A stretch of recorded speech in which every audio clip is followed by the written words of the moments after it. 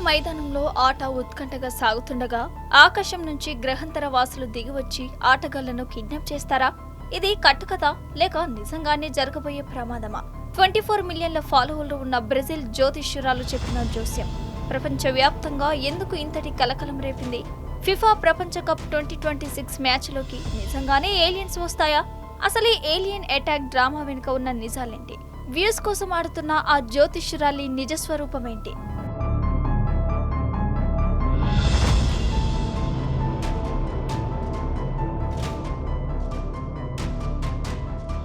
ఆమె పేరు ఓ బహియానా. బ్రెజిల్ కు చెందిన ఈమెకు సోషల్ మీడియాలో ఏకంగా 24 మిలియన్ల ఫాలోవర్లు ఉన్నారు. ఈమె ఏం చెప్పిందంటే మయామి స్టేడియం పైన భారీ స్పేస్ షిప్లు దిగుతాయని, ఆటగాళ్లను కిడ్నాప్ చేస్తాయని, ఆ ప్రాంతంలో అరుపులు, కేకలు, రక్తపాతంతో కూడిన భయానక దృశ్యాలు కనిపిస్తాయని కన్నీరు పెట్టుకుంటూ మరీ భయపెట్టింది.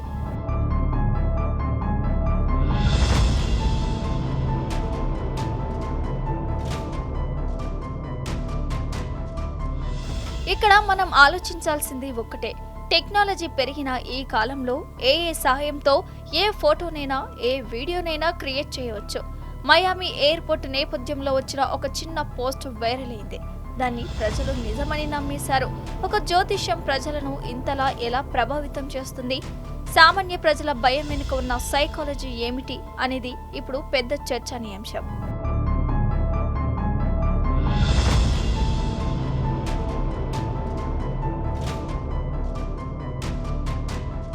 ఫిఫా ప్రపంచ కప్ 2026లో భాగంగా మయామిలో బ్రెజిల్ స్కాట్లాండ్ మ్యాచ్ ముగిసిందే. చెప్పినట్లు ఏలియన్స్ రాలేదు, ఎవరూ కిడ్నాప్ అవ్వలేదు. మరి ఇప్పుడేం చేస్తోంది బహియానా అంటే ప్లేట్ ఫిరాయిస్తుంది.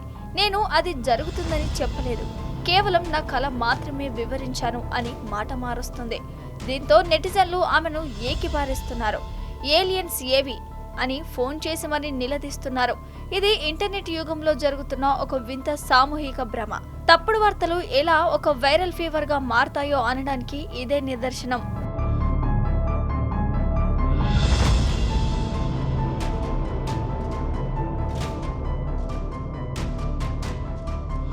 ఇక్కడే అసలు ట్విస్ట్ ఉంది.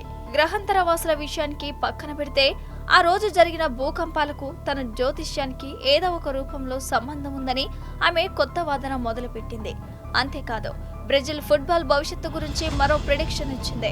బ్రెజిల్ ఈసారి కప్పు గెలవదని, కానీ రాబోయే 8 ఏళ్లలో ఆ జట్టు పునర్జీవం పొందుతుందని, ఎన్రిక్ అనే యువ ఆటగాడు 2వ పేలే అవుతాడని చెప్తోంది.